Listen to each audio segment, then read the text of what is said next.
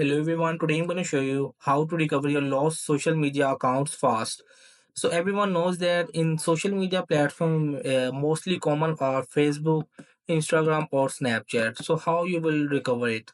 If you just forgot your password on this account, so simply just tap on this website and simply just finding the forgotten password. So just tap on it simply, and if you just forgot your password, so you will just remember your email address or mobile number, so both of one you will be just enter on it and just tap on the search, and in the next you will be just find to the reset option, and when you just tap on the reset option and you will be go in your inbox of your connected email, and you will be able to see the from the Facebook email and reset or link option, and you will be just simply reset your password, and when you just logged in, and you will be recover your lost social media accounts.